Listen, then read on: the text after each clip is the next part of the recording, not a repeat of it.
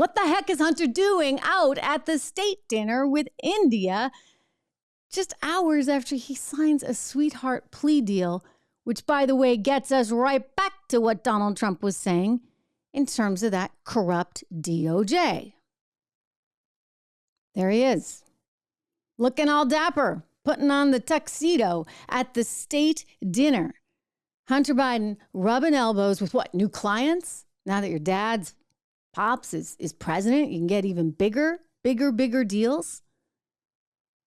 I mean, this is, I think, just appalling. And it's good that it's getting exposed.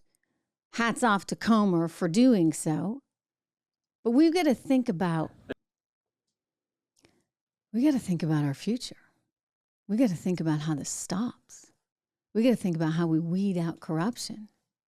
And we got to think about how we weed out establishment that is willing to crush anybody who dares to think differently. Look, the left has always done this. Let's be perfectly honest. It used to be that the Bushes were the most hated people.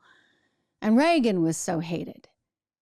Well, now it's Trump, and it's, I would say, in fairness, the hate has ratcheted up to a level we probably didn't even quite think we could comprehend back in the days of Bush or Reagan or other Republicans. But it's there, and it's because he's willing to call them out straight to their face. Joe Biden, Barack Obama, they go behind the scenes, you see. They'll make sure that they do whatever they can to make sure certain stories are dampened, that they pull the right strings and they get the right kind of deals for people like Hunter. I mean, imagine, this blows me away. So the guy, Hunter, doesn't pay some $2.2 million in taxes, all while daddy's standing up there saying, you got to pay your fair share.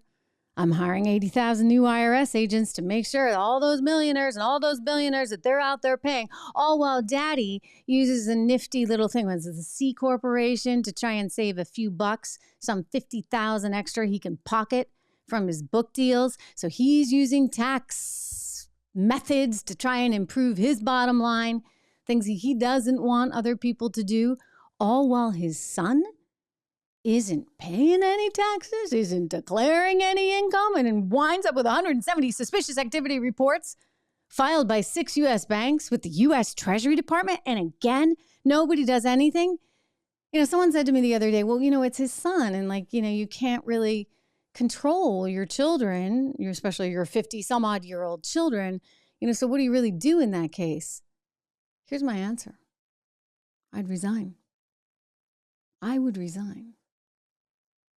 If I could not say to my child, a drug addict, don't take the money from China, don't take the money from Ukraine, don't take the money from Romania, because this will put our country, me, you, our family in a bad spot. If my son wasn't going to listen to me, the difference is I'm not an egomaniac that has to be president of the United States or vice president for that matter. I would say in the interest of protecting my family and protecting my country, I would bow out of politics. But that's not what Joe Biden does. Nope. Because, ladies and gentlemen, he's got an ego that's huge. He tries to pretend he doesn't. He's just common day Joe. But no, he's got a massive ego, as all of these people do. And that's what propelled him to continue staying in the White House, despite the fact that his son was breaking the rules, Obama's own rules. And these people are so self-entitled that now Hunter's out suing every Tom, Dick, and Harry he can come across, from the laptop store owner, remember where he left the laptop, to Rudy Giuliani, to the IRS. Because how dare the IRS actually expose any of this? He's just a private citizen, right? I don't think so. Not when suddenly your dad's running for president and you got 51X spooks trying to pretend like the laptop's nothing. This is what triggered him, guys. Lori Shapley was a lead IRS supervisory agent in Operation Sportsman, the investigation into Hunter Biden. Shapley said he uncovered conduct that warranted more serious charges. There were personal expenses that were taken as business expenses.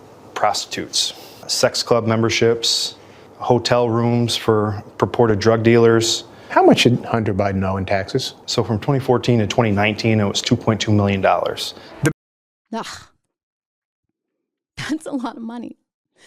It's a lot of money when your dad's whole platform is that everybody has to pay more on top of it. I mean, rules for thee, but not for me. That's the mantra here. And this is what America is so fed up with. Hey everyone, Trish Regan here. If you enjoyed that clip, please do me the favor of subscribing to the channel. Just hit that little subscribe button right over there. Did I do that right? Not quite, but you know where it is. Subscribe to the channel, hit the bell so that you get the alerts, and I'll see you back on the show.